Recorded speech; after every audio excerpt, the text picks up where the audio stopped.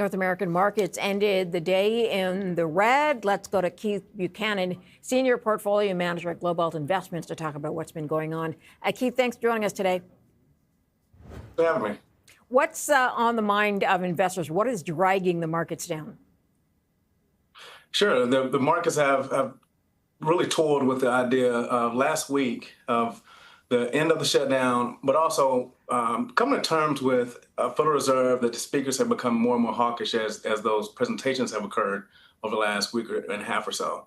So if the Federal Reserve is not as dovish as the market had hoped, perhaps some of that stimulus from a monetary standpoint is not coming as soon as the market had baked in late this year in early 2026. And that perhaps could not have added as much grease to the engine as the market had previously assumed, with the valuation up here near 22, 23 times earnings. So looking forward to next year. And again, the Fed's posture is what's really important and what's been weighing on markets here very recently. Yeah, the optimism about the end of the shutdown really fizzled quite quickly. And then job numbers are getting released on Thursday, and those are job numbers for September. How much does this data matter at this point in mid-November?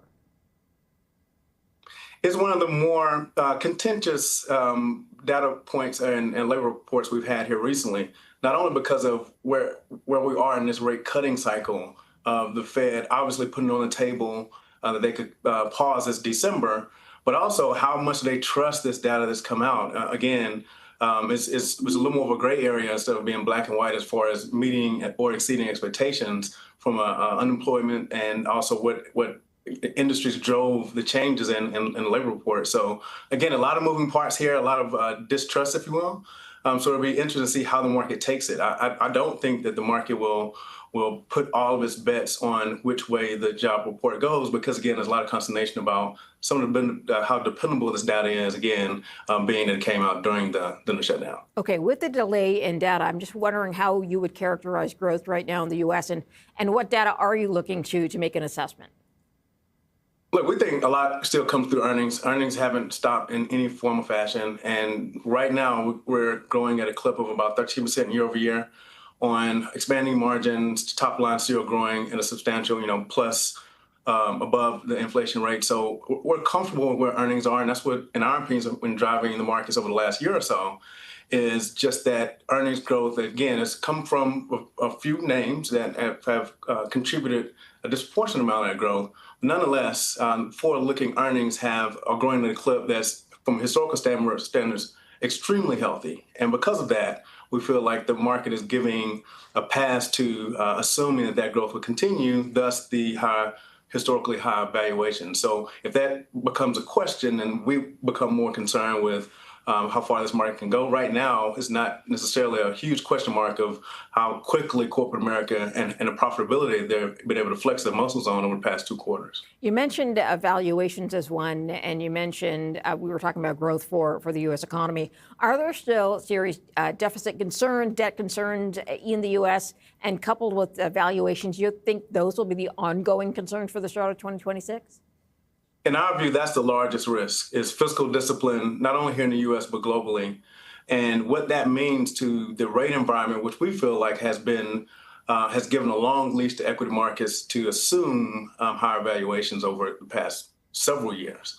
So if that fiscal discipline, again, puts pressure on the long end of the curve, and we feel like we're starting to see that already, higher rates over a longer period of time really pressures those stocks that baked in a discounted cash flow of really a low denominator of like the growth cohort of the marketplace, really puts pressure on whether or not those spaces can meet the expectations. So we're really concerned about how the low end really behaves over the next couple of months, and we'll see with a lot of data and how bond traders respond in a positive way or perhaps even in a negative manner. Okay, so are you seeing investors moving money into bonds, for example, or are they just moving and rotating money into other sectors they feel is more stable? Right, we've seen flows into bond ETFs. Just in general, flows have been moving into the ETF space from a secular standpoint. We don't really think that's any different in the bond space. We feel like the Treasury space and also credit, what we've seen over the last earnings cycle, is some concerns about private credit, how that whole space has operated over the last couple of years, in this reach for yield that we feel like could pose a ongoing risk for the economy going forward. So we're seeing ETF flows in that space. We don't really bank a whole lot on the flows to those ETFs because we feel like that's more of a secular thing. From a cyclical standpoint, we're concerned again about some of the fundamentals that are driving some of those spaces in the investment landscape. Okay, so let's get to a couple of your stock picks. JP Morgan is one. What do you like about financials moving forward?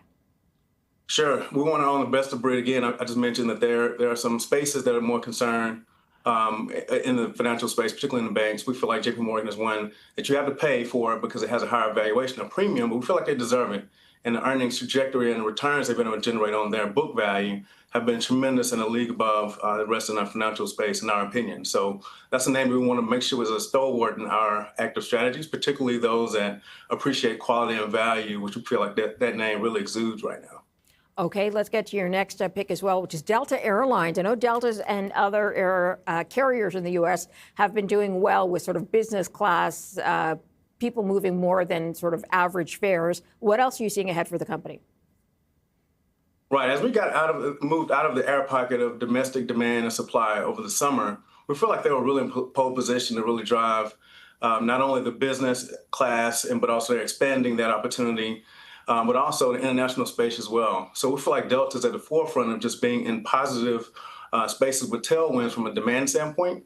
And we feel like the management team is best of breed there as well to be able to make sure they can navigate any pockets, again, of domestic demand and supply mismatches that like we saw last summer and push through stronger on the opposite end of it. So we really, that's really a management play as well as the industry play as well. And Delta's in a great position to outperform.